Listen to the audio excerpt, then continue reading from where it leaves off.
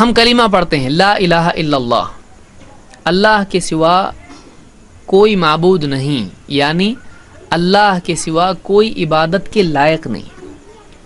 لوگ اپنے طور پر کسی کو معبود بنا سکتے ہیں، کسی پیڑ کو، کسی پتھر کو، کسی بت کو، سورج کو، چاند کو، ہواؤں کو، پریوں کو، کسی بھی چیز کو، آگ کو، کسی کو بھی لوگ پوچھ سکتے ہیں، لیکن اسلام میں جائز نہیں۔ کیوں؟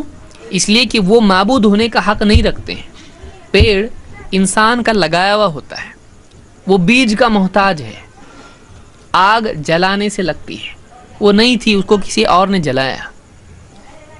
اسی طرح سے کوئی بت ہے، وہ کسی کے تراشنے سے بنتا ہے، وہ اپنے وجود میں کسی اور کا محتاج ہے، اور جو محتاج ہے وہ معبود نہیں بن سکتا ہے، جو محتاج ہے وہ معبود نہیں ہو سکتا ہے۔ تو اب کوئی آدمی، اللہ نے حکم دیا ہے کہ اللہ کو سجدہ کیا جائے، اللہ سے دعا کی جائے، اللہ کے آگے جھکا جائے، اللہ سے مانگا جائے، اللہ کے نام کی قربانی کی جائے، اس کو خوش کرنے کے لیے جانور قربان کیا جائے۔ یہ سارے عمل عبادت والے عمل ہوتے ہیں، ان کو کیا کہتے ہیں؟ یہ عبادت ہے۔ سجدہ کرنا عبادت ہے، قربانی کرنا عبادت ہے، اسی طرح سے روزہ رکھنا عبادت ہے، اور نماز پڑھنا عبادت ہے، دعا کرنا عبادت ہے۔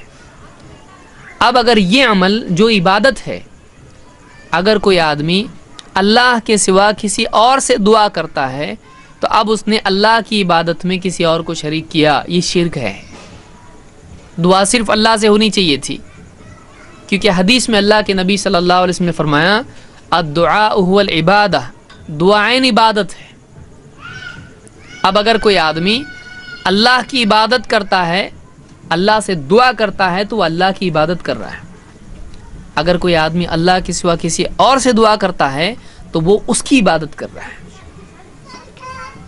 تو دعا کرنا عبادت، سجدہ کرنا عبادت ہے۔